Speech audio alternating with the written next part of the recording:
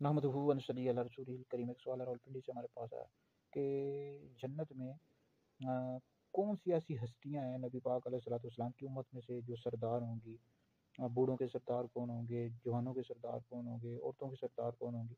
تو اس حوالے سے جی ترمذی میں بھی حدیث موجود ہے، مسند احمد بن حنبل میں بھی حدیث موجود ہے، حضرت سیدنا مولا علی پاک رضی اللہ تعالیٰ عنہ سے روایت ہے، نبی پاک علیہ السلام نے فرمایا کہ انبیاء علیہ الصلوۃ والسلام کے بعد تمام اولین و آخرین میں سے ادھیڑ عمر والے جنتیوں کے سردار حضرت ابو بکر صدیق اور حضرت عمر رضی اللہ تعالیٰ عنہ ہوں گے، اور ہے علی جب تک یہ دونوں زندہ ہیں ان کو خبر نہ دینا۔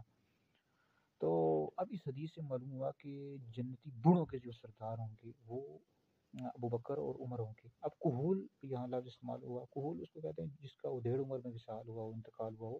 ویسے تو جنت میں سب نوجوان ہی ہوں گے، جوان ہوں گے، لیکن اب یہ جو حدیث ہے اس میں اگر آپ غور کریں تو اس میں حضور علیہ السلام نے کھول کا لفظ استعمال کا مطلب یہ ہے کہ جن کا انتقال دنیا میں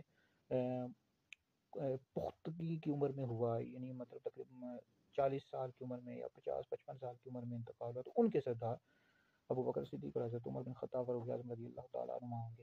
اور ترمذی میں یہ حدیث موجود ہے کہ جنتی جوانوں کے جو سردار ہوں گے امام حسن امام حسین رضی اللہ تعالیٰ عنہ ہوں گے۔ اور ترمذی میں یہ حدیث موجود ہے کہ جنتی عورتوں کے سردار حضرت فاطمہ زہرا رضی اللہ تعالیٰ عنہ ہے۔ بخاری میں حدیث موجود ہے کہ حضرت مریم بنت عمران کے پاس تمام جنتی عورتوں کے سردار 3 عورتیں، حضرت فاطمہ، حضرت خدیجہ اور فرعون کی بیوی آسیہ۔ تو جنتی بوڑھوں کو جن کا دنیا سے بڑھاپے کی حالت میں انتقال ہوا ایمان کی حالت میں، تو ان کے سردار ابو بکر صدیق اور حضرت عمر رضی اللہ تعالیٰ عنہ ہوں گے۔ اور جوانوں کے سردار امام حسن امام حسین رضی اللہ تعالیٰ عنہ ہوں گے۔